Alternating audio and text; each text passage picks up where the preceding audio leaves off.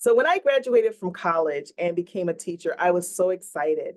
And I had these beliefs when it came to how I would manage my classroom and the type of behaviors that I would experience from my students. And so when I walked into my first year, I realized, uh-oh, Houston, we have a problem. And that there were certain beliefs that I had about management when it comes to my classroom that were straightly myths. They were not based in any truth, but really were based in my ideal fantasy of what life would be like. And so in today's video, I am sharing 6 myths that you may be having regarding classroom management that is holding you back from being effective. I can't wait to share it coming up next.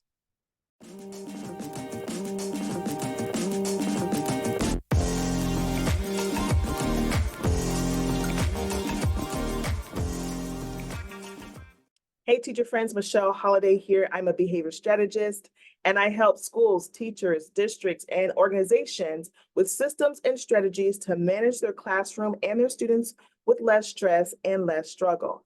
And in today's video, we are talking all about the myths that many of us teachers have or have had that has held us back from being effective in classroom management. Are you ready? Let's get started. Myth number 1, behavior change is a sprint. Oftentimes, I would believe that, in order to see behavior change, all I had to do is say this one word or do this one thing, and the behavior would change automatically. Or if only I could send them to the office. When they come back, they would be poof, changed. But what I had to come to realize is behavior is a sprint, is a myth, especially when it comes to classroom management. But can I keep it real? Behavior change is not even a sprint when it comes to our actual lives. I had to renew my mind and replace that myth with the fact of behavior change is a marathon. And so there are certain steps in a process that has to happen. The student has to go through that we have to kind of cultivate in order for us to see authentic behavior change. And the thing that I've learned is it wasn't even that complicated. It was really about how to stay consistent as we walk through each step of the journey. But to experience behavior change instantly, not a real thing. Myth number 2, if I remove my most challenging student, then all of my problems are solved. So we all have that 1 to maybe 3 to 4 students that really cause a behavior problem for us. And it ends up disrupting our classroom, disrupting the flow of our teaching, and makes it a really challenging classroom to be in. And I thought, you know what, if I can get that 1 student out and send them to the office, shoot, get them suspended for all I care, then my problems will be solved. But here's 2 issues that became a shocking reality for me. Number 1, going to the office is not an end-all be-all solution to everything. There are some students, yes, that are sent to the office, and yes, we do see a change, even if it's for the week. But more often than not, our more challenging students being sent to the office does not really bring a behavior change. It brings a break. And depending on how long they keep the student, it brings a mini break. The other thing to keep into consideration is, yes, you may get rid of that 1 student, but guess what? There are more that are coming. and whether they're in your classroom already or they're coming next month through a transfer, through a class change, whatever that looks like, that whole thing of if I get the student out of my classroom, that that all of my problems will be solved. I have found that is not the case. Myth number 3, teaching is simply impossible with today's students. Myth, classroom management is absolutely possible with today's students.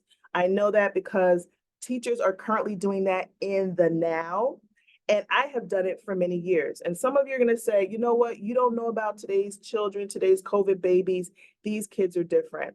Maybe that's true from the kids that you have worked with. But for me, my history is working with the most challenging students, those very difficult students. So a lot of the behaviors that teachers are seeing now, I've been dealing with that for 10 to 15 years. And I did start with this thought of, you know what, it's impossible. But because I decided to stay in education, and because I decided that, you know what, I'm going to make it work, I found strategies and methods and systems to make classroom management not just possible, but actually pleasant. Myth number 4, You have to be born with good management skills to be a great classroom manager. And that is a myth. As I've shared before in previous videos, in my earlier years, I struggled with classroom management. Now, some of it had to do with my inexperience, and some of it had to do with the kids that were in my classroom. And I did not have a great toolbox, right? I didn't have a filled toolbox with all the things to do and say when it came to classroom management in the early days.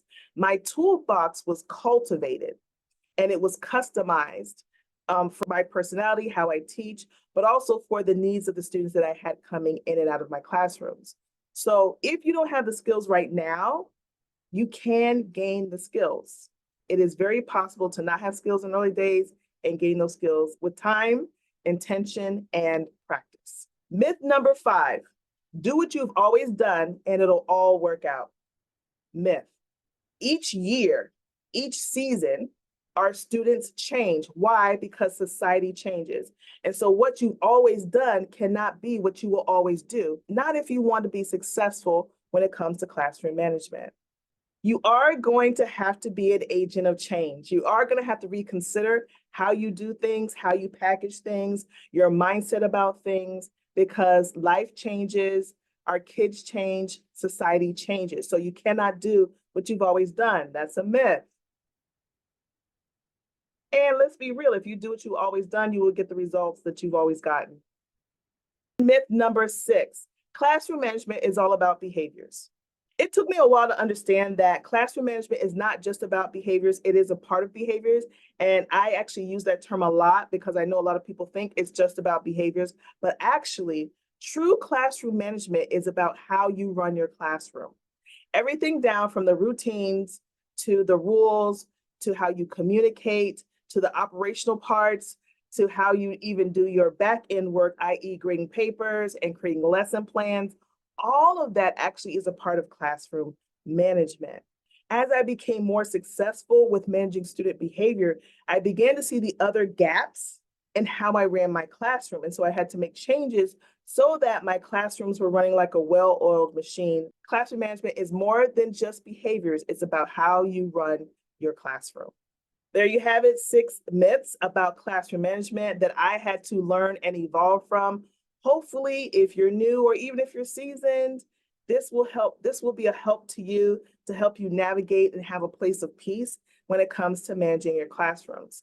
As always, if you want more information on how to manage your classroom, continue to watch these videos, but also look in the description below for workshops that I offer for the individual teacher, as well as for schools and districts, and for consultation opportunities. I will see you in the next video.